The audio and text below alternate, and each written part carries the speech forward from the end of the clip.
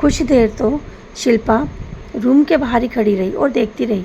कुछ देर बाद जब वाणी जाकर अपने बिस्तर पर वापस सो गई तो शिल्पा दबे पैरों से उसके रूम में गई और उस ड्राइंग को उठाकर देखा।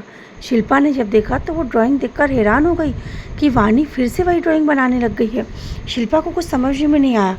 वो ड्राइंग लेकर राजेश के पास गई और राजेश से पूछा, राजेश ये देखो वाणी ने आज फिर एक ड्राइंग बनाई है।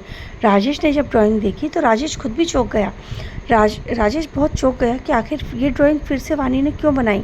इस ड्राइंग में वाणी ने एक वही नीम का पेड़ बनाया था और इस नीम के पेड़ के पास वापस एक लड़की खड़ी हुई थी, पर फ़र्क सिर्फ इतना था कि पहले वाणी ने जो ड्राइंग बनाई थी उसमें करीबन 5-6 साल की बच्ची खड़ी थी और इस बार वाणी ने जो ड्राइंग बनाई है उसमें 18 साल की बच्ची यानी वाणी की उम्र की बच्ची खड़ी हुई है। तो ये देखकर शिल्पा और राजेश दोनों को बहुत हैरानी हुई। उन्हें समझ नहीं आया कि आखिर ये सब क्या है। तभी राजेश ने कहा, देखो शिल्पा, ये हैं वो, मैंने मोबाइल में देखा कैमरे में, ये हैं वो जो जिनसे हम कल मिले थे। मैं अभी जाकर चिराग से पूछता हूँ। शिल्पा ने कहा, राजेश इतनी रात हो गई है, आप सुबह पूछ लेना। तो उसने कहा, नहीं मैं अभी जाकर पूछता हूँ। तो शिल्पा ने कहा, हाँ ठीक है आप पूछ लीजिए, वैसे भी अभी चिराग जाग ही रहा है। राजेश तुरंत अपना मोबाइल लेकर चिराग के पास गया और चिराग से पूछा, बेटा तुमने मुझे अपने बहुत सारे फ्रेंड से मिलवाया था, उनके पेरेंट्स से भी मिलवाया था, तो क्या तुम्हें ये पता है कौन थे जिनसे तुमने मुझे मिलवाया था। चिराग ने कहा, हाँ पापा ये तो मेरे फ्रेंड नीरज के डैडी हैं, मैंने इनसे आपको मिलवाया था। तो राजेश ने कहा, अच्छा क्या तुम मुझे इनसे मिलवा सकते हो, मैं एक बार इनसे मिलना चाहता हूँ, मैंने इन्हें कहीं देखा है, मैं शायद इन्हें जानता हूँ। तो चिराग ने कहा, ठीक है पापा, मैं कल ही मेरे फ्रेंड से बात करता हूँ, हो सका तो मैं कल ही आपसे उनकी मुलाकात करा दूंगा। राजेश ने कहा, ठीक है बेटा, पर कल याद से तुम इनसे बात कर लेना। चिराग ने कहा, ओके पापा आप टेंशन मत लो, मैं इनसे बात कर लूँगा। यह कहकर राजेश अपने रूम में चला गया। शिल्पा अभी भी वो ड्राइंग को लेकर टेंशन में बैठी हुई थी। राजेश ने शिल्पा से कहा, क्या हो गया, तुम अभी भी टेंशन में हो। शिल्पा ने कहा, हाँ मैं ये सोच रही हूँ कि तुम ध्यान दो, जब जब मैं बाहर गई हूँ, जब जब मैंने बच्चों के रूम में देखा है, मैंने वाणी को हमेशा जगता हुआ पाया है। तो कई बार ऐसा होता है कि हम रात में नहीं निकले, हम तो बच्चों को सुलाकर आ जाते हैं, उसके बाद भी क्या वाणी जाकर ये सब ड्राइंग बनाती है, ये क्या करती है।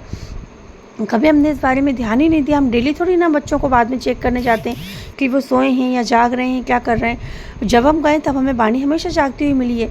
तो यही ख्याल मेरे मन में आ रहा था कि क्या वाणी रोज़ रात को उठकर ड्राइंग बनाती है, क्या है ये सब, मुझे इस बारे में पता करना ही पड़ेगा।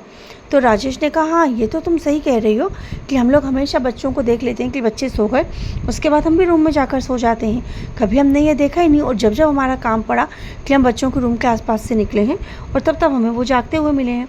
तो हमें इस बारे में गौर करना पड़ेगा, हमें देखना पड़ेगा कि आखिर चल क्या रहा है ये।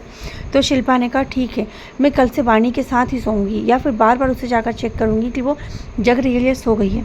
हमें इस बारे में पता करना ही पड़ेगा। और राजेश ने कहा, और मैं ये जो भी कोई महाशय हैं, ये कौन है, क्या है, मैं इन्हें कैसे जानता हूँ। मैं कल इनसे मिलूँगा और इनसे मिलकर मैं ये भी देखूँगा कि ये कौन है। पर राजेश को समझ ही नहीं आ रहा था कि वो कल तक का भी वेट कैसे पड़े करेगा। तभी अचानक चिराग राजेश के रूम में आया।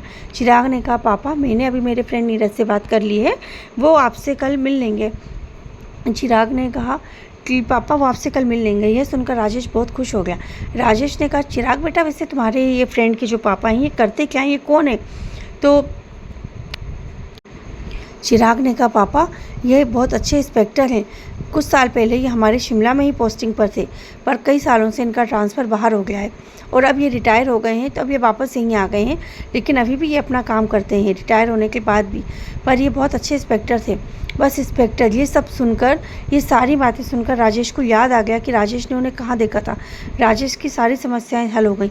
अब राजेश ने सोचा कि कल अब इनसे मिलना ही पड़ेगा। ये कहकर चिराग चला गया। अब आगे की कहानी जानने के लिए सुनते रहिए हमारी कहानी नीम का पेड़।